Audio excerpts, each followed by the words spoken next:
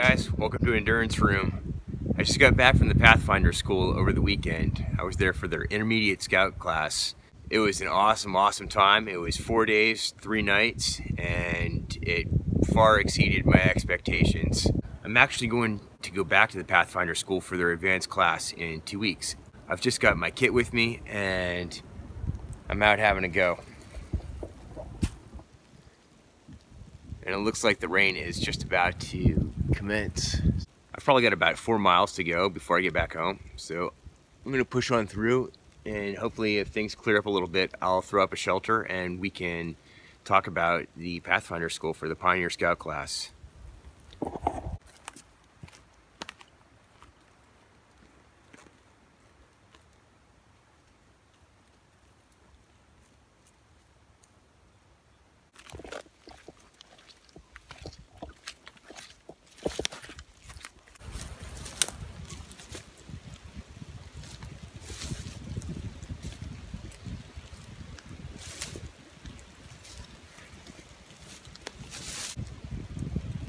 So this is the French Foreign Legion Algerian War / Vietnam rucksack. Canvas and leather. It's got this cool X-frame support in the back. It's pretty light. It's definitely lighter than my rigid frames. I've got it loaded out for the advanced class. On the exterior, just got a simple hatchet. I've got a 24-inch bucksaw blade with a bucksaw I put together this morning. For my shelter, I've got an 8x10 tarp, and I've got my plush palaka. That's my rainwear. It may also be a shelter option. On the external pocket, I've got a 32-ounce water bottle and some bank line. And then over here, I got a little ditty bag with my fire kit and some work gloves. Other than that, there's a wool blanket on the inside. And that is it. I'm gonna throw up a shelter real quick. So I just put up a quick lean-to with my 8x10 tarp, utilizing 2 prusik loops. I've got it propped up with a stick to give it a little height inside. I reinforced my tarp earlier with some Gorilla Tape. Here's a closer look at the pack. It's got leather straps. I've got my hatchet and a collapsed bucksaw that I made earlier this morning. On this side, I've got a full 32-ounce water bottle inside, and I've also got a roll of bank line. And then on the other side,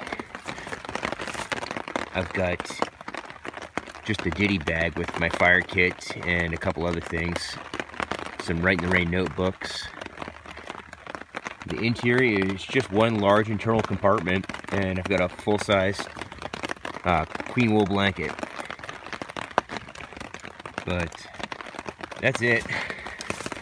I secured my shelter, my tarp, and my poncho right on top here with just a couple bungee cords. This was just a quick look at some of the gear I'm going to be taking to the Pathfinder school for their advanced class in a couple weeks. It's a lighter load than I took to the intermediate class, and the intermediate class was pretty light. The day started right at 8 a.m. We met at a local gas station before heading back to the school property. When we got there, we did a junk on the bunk style layout. We took all our gear out of our packs. We went over everything and stripped out a bunch of pieces of kit. My pack weighed 25 pounds before I got to the school property. After we stripped a couple things out, I imagine I was walking around with about 15 pounds. I was using my World War II mountain ruck frame. Did like a blanket roll and strapped my stuff to it with my shelter on the outside or draped up top. After we went over the gear, we headed down to the base camp. We talked about the class, what was expected of us, and then we just got to it. We started out with bow drill, and it just went up from there. We covered the compass, how to apply it to land navigation, how to get a pace count and track your distance and your bearings.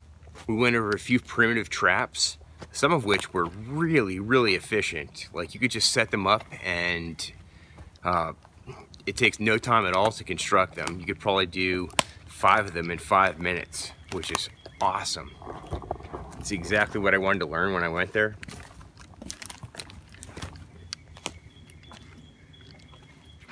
We talked about game collection out in the field in a survival situation, what you want to concentrate your energy on. the order of the deliverables that were asked of us, they all build upon each other. For example, we had to get our bow drill before we could make charred material for our next fire for flint and steel. We needed that fire to purify water, and the list just went on and on. The stress that was applied throughout the weekend from basically not letting up. There was always something to do, and if you got behind, then it was going to be homework for later on that evening, so you're going to sacrifice your sleep. But in the context of a survival situation, it made sense. It allowed us to experience some level of stress that would absolutely be there in a real situation. It let us demonstrate our skills while under that stress to see where they're really at. Things that I could do, no problem without, any distractions, I found quite challenging. On the third night, on Saturday night, I had the biggest trouble getting my trap set. It was just little things like the way the components were carved, how they were sitting, the angles that they were pitched at. Things that I would have been aware of if I would have been fresh and alert, but I was tired. I'd been working my butt off, and I was running on minimum sleep, low calories, and a limited water intake. So I say that it's not that bad, it's not that extreme, and I pretty much knew what to expect and how it was going to be. But the stress from all the deliverables and the physical exertion of going out and collecting resources, it didn't really hit me until the third day, and then I started to experience it. One thing I would say is mind your packs. You want to go through the class list of required materials and just stick to that. That'll help you minimize your kit, so you're taking just what you need.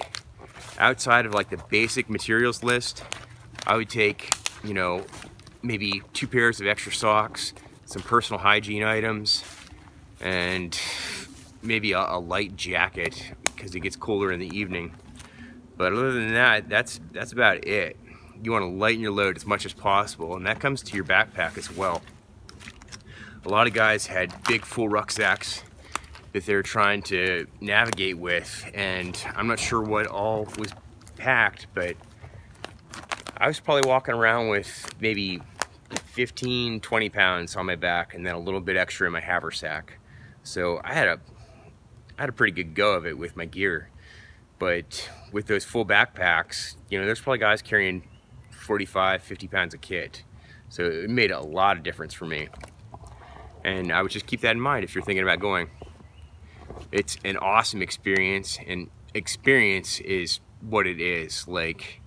You can watch all the videos in the world and go about, practicing your skills at home in a relaxed setting, but without, the added stress of all the deliverables, of learning the new skills and having to apply them, the physical exertion that was incurred.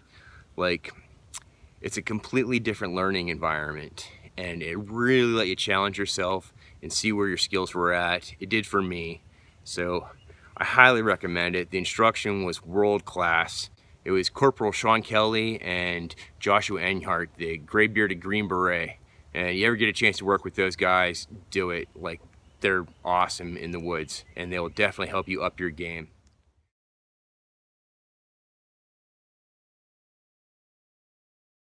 They demonstrated everything we needed to know. They answered all of our questions, and they were super patient throughout the weekend. If you're getting ready to go, I'd spend a lot of time digging into the basics, just doing that. Learn your kit inside and out. You want to know what you're carrying, why you're carrying it, and multiple ways to use it. You want a multifunctional kit to lighten up. I would spend some time learning about the compass, doing some land navigation exercises, counting a pace count. All those things will help. If you get a chance, build yourself a buck saw. That was one of the first deliverables we had to do, and a lot of guys had some problems with it, including myself. If the joints aren't square, the saw's not going to sit right, and I wouldn't recommend going there and letting that be your first one. These skills, they're the kind of thing you want to repeat, do it over, and just refine. It's the only way to get better at it. We had to use our knives quite a bit throughout the weekend, like, you know, pretty much non-stop. So make sure you have a good cutting tool. It's got a good edge and you're comfortable using it. You want to be comfortable manipulating wood, removing material. We had the option of a hatchet or an axe. I would definitely go with a hatchet. That's what I took, and it was, you know, 1.25 pound head, so not too bad. It was definitely a smarter choice than lugging around a full axe, which I did not need throughout the whole weekend. I did a lot of work with the hatchet, but an axe just would have been dead weight. When I went to the school, my primary focus was learning a few skills that were going to be taught that weekend, particularly primitive fire with the bow drill and the flint and steel, and primitive trapping and meat preservation.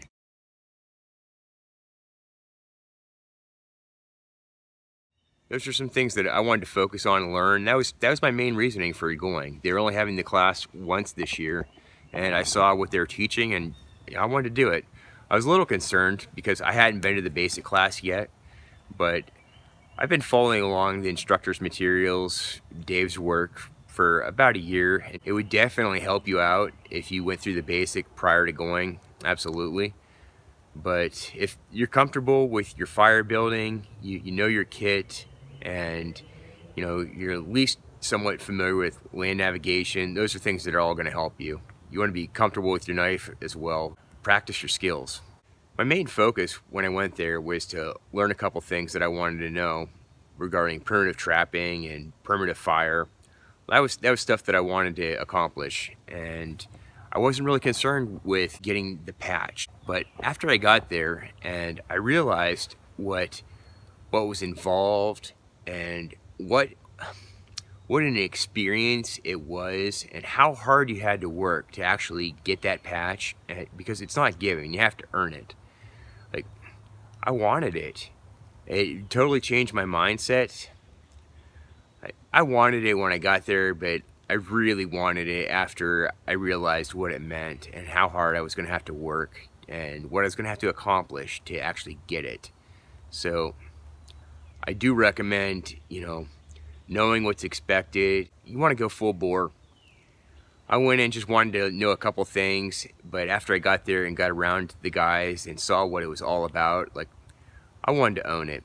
I wanted to earn my patch, and I'm really grateful and thankful that they took the time to work with me and get me through the stuff, and all my fellow students working with me. Like, it was an awesome experience. Everybody had a good mindset for the most part, and they were there to work. So it's always good to be around your tribe.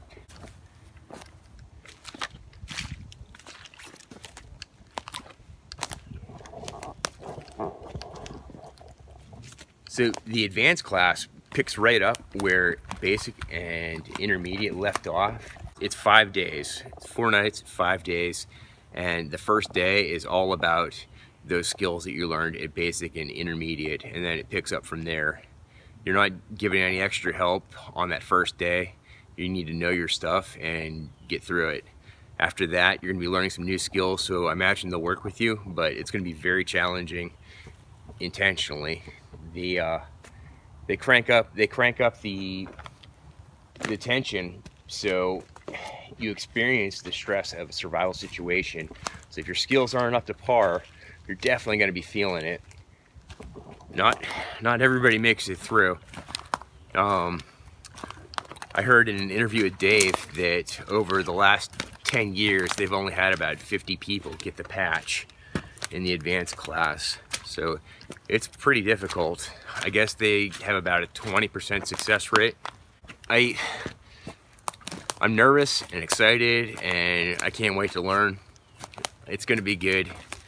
I'm glad that I'm doing it so close to the intermediate class because it's gonna keep me fresh. It's really easy to watch something and think, yeah, I've got that, but if you don't go out and apply it, it's just not the same. And it's definitely not the same applying it without all the added stress of everything else that's going on. You don't bring any water, you don't bring any food, and you basically have to provide for yourself throughout the weekend from your landscape with your skills. So it is definitely a step up.